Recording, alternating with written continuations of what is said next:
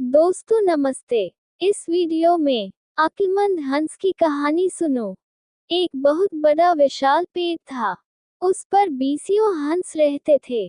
उनमें एक बहुत सियाना हंस था, बुद्धिमान और बहुत दूरदर्शी। सब उसका आदर करते, ताऊ कहकर बुलाते थे। एक दिन उसने एक नन्ही सी बेल को पेड़ के तने पर बहुत नीचे लिपटते पाया। ताऊ ने दूसरे हंसों को बुलाकर कहा, देखो, इस बेल को नष्ट कर दो। एक दिन ये बेल हम सबको मौत के मुंह में ले जाएगी। एक युवा हंस हंसते हुए बोला, ताऊ, ये छोटी सी बेल हमें कैसे मौत के मुंह में ले जाएगी? सियाने हंस ने समझाया, आज ये तुम्हें छोटी सी लग रही हैं। धीरे धीरे ये पेड़ के सारे तने को लपेटा मारकर ऊपर तक आएगी। फिर बेल का तना मोटा होने लगेगा और पेड़ से चिपक जाएगा। तब नीचे से ऊपर तक पेड़ पर चढ़ने के लिए सीढ़ी बन जाएगी।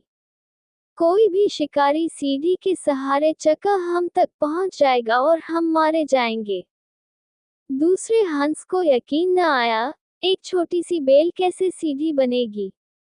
तीसरा हंस बोला, ताऊ, तू तो एक छोटी सी बेल को खींचकर ज्यादा ही लंबा कर रहा है। एक हंस बड़बड़ाया, ये ताऊ अपनी अक्ल का रौब डालने के लिए अनशंत कहानी बना रहा है। इस प्रकार किसी दूसरे हंस ने ताऊ की बात को गंभीरता से नहीं लिया।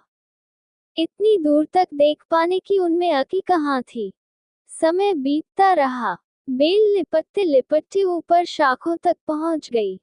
बेल का तना मोटा होना शुरू हुआ और सचमुच ही पेड़ के तने पर सीढ़ी बन गई, जिस पर आसानी से चढ़ा जा सकता था। सबको ताऊ की बात की सच्चाई सामने नजर आने लगी, पर अब कुछ नहीं किया जा सकता था क्योंकि बेल इतनी मजबूत हो गई थी कि उसे नष्ट करना हंसों के बस की बात नहीं थी। एक दिन जब सब हंस दाना चुगने बाहर गए हुए थे तब एक बहेलिया उधर आ निकला। पेड़ पर बनी सीढ़ी को देखते ही उसने पेड़ पर चक्कर जाल बिछाया और चला गया। सांझ को सारे हंस लौट आए, पेड़ पर उतरे तो बहेलिए के जाल में बुरी तरह फंस गए।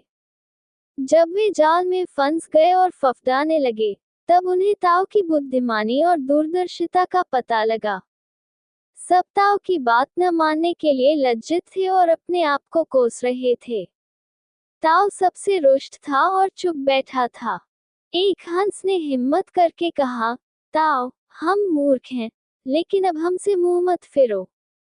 दूसरा हंस बोला, इस संकट से निकालने की तरकीब तू ही हमें बता सकता है। आगे हम तेरी कोई बात नहीं टालेंगे। सभी हंसों ने हामी भरी। तब ताऊ ने उन्हें बताया, मेरी बात ध्यान से सुनो। सुबह जब बहेलिया आएगा, तब मुर्दा होने का नाटक करना। बहेलिया तुम्हें मुर्दा समझकर जाल से निकालकर जमीन पर रखता जाएगा। वहां भी मरे समान पड़े रहना। जैसे ही वह अंतिम हंस को नीचे रखेगा, मैं सीटी बजाऊंगा।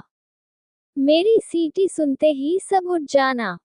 सुबह बहेलिया आया। हंसों ने वैसा ही किया जैसा ताऊ ने समझाया था। सचमुच बहेलिया हंसों को मुर्दा समझकर जमीन पर पटकता गया। सीटी की आवाज के साथ ही सारे हंस उठ गए। बहेलिया अवाक होकर देखता रह गया। तो दोस्तों, इस कहानी से हमें ये सीख मिलती है कि बुद्धिमानों की सलाह को गंभीरता से लेनी चाहिए।